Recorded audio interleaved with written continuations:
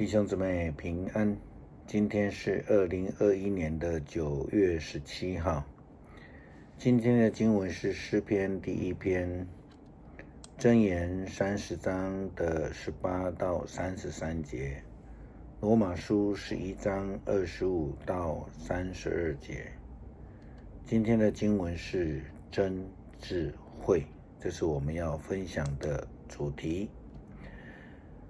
聪明跟智慧其实是有不同的我们会说耍小聪明，但是我们不会说有小智慧。但是智慧本身又有许多不同层次的分别。那就圣经的观点来说，真智慧是来自于上帝，从上帝的眼光来看世界。保罗给罗马教会基督徒的提醒，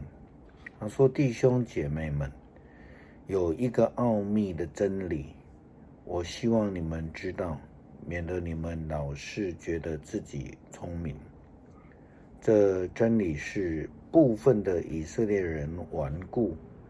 只要等到外邦人全数都归向上帝，到那时全部的以色列人终必得救。正如圣经所说，拯救者要从锡安出来，他要除去雅各子孙的罪恶。这一个教导其实是叫我们不要自以为聪明，也因为这个经文呢，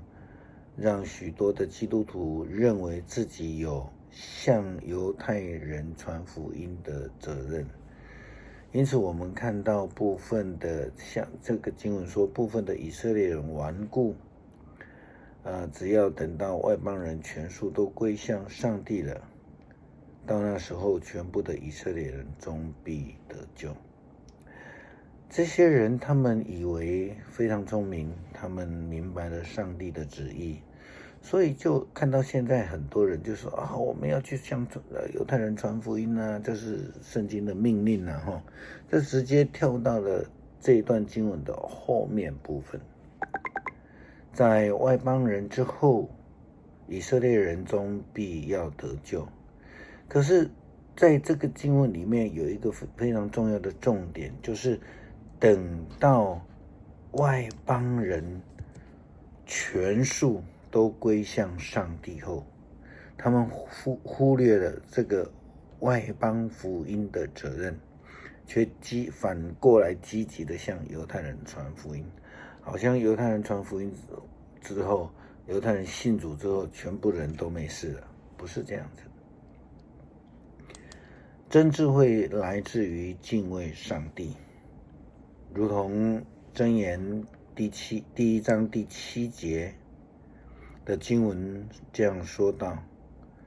他说：敬畏耶和华是智慧的开端，愚妄人藐视智慧和驯服。又在箴言第9章第10节这样告诉我们，敬畏耶和华是智慧的开端，认识至圣者便是聪明。敬畏耶和华的敬畏到底是什么意思？许多人把敬畏解释成敬拜，所谓的敬拜就是礼仪式的敬拜，就是礼拜做礼拜敬拜上帝这样子哈。其实这样子的礼仪式的敬畏不是经文的重点，或是说不是圣经的角度。敬畏的意思是说诚心的敬拜上帝，像耶稣所说的是顺服上帝的旨意，是顺从上帝的声音，是跟随上帝的脚步，要以上帝的眼光来看事情，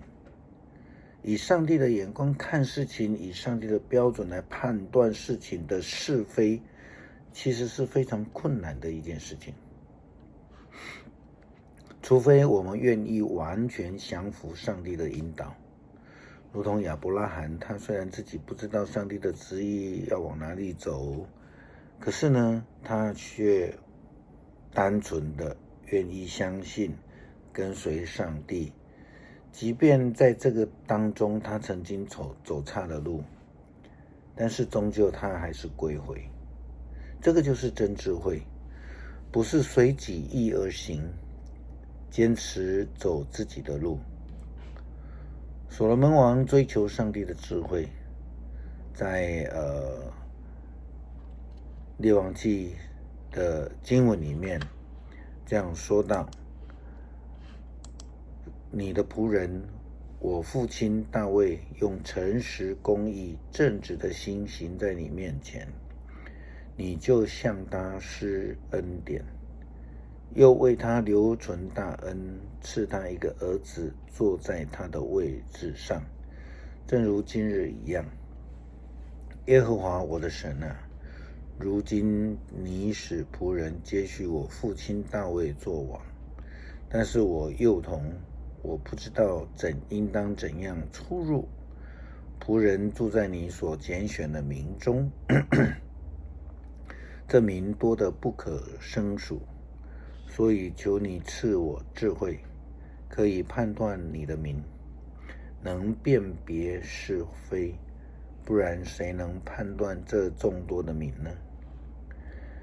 可以知道所罗门王他在追求的是用上帝的眼光、上帝的智慧来判断他的民这个就是所谓的真智慧了哈。那一个有真智慧的人，不会坚持走自己的路，也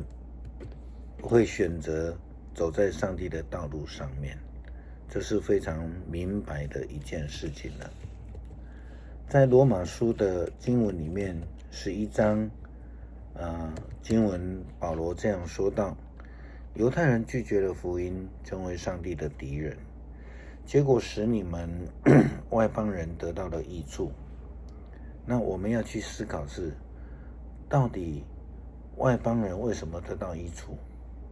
是因为外邦人的这个名号、这个身份吗？当然不是，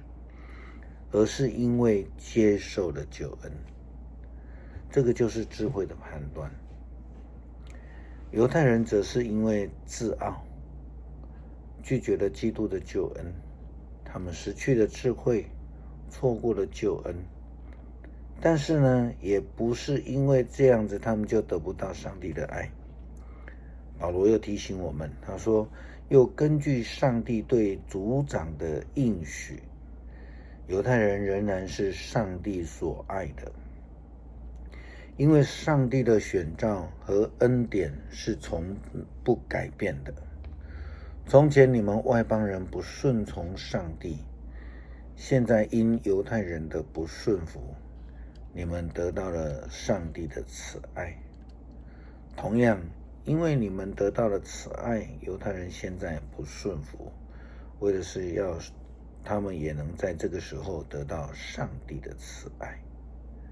上帝使全人类被囚禁在不顺服当中，好对他们显示他的慈爱。所以我们知道真智慧就是抓住上帝的应许，跟随上帝的脚步，听从上帝的旨意。弟兄姊妹，我们听到上帝的声音了吗？我们跟随上帝的脚步了没？上帝是否也曾经用改变的环境在对我们说话呢？我们听见了吗？我们跟随了吗？或是我们仍然在我们生活当中坚持我们自己的看法，充耳不闻，走自己的路呢？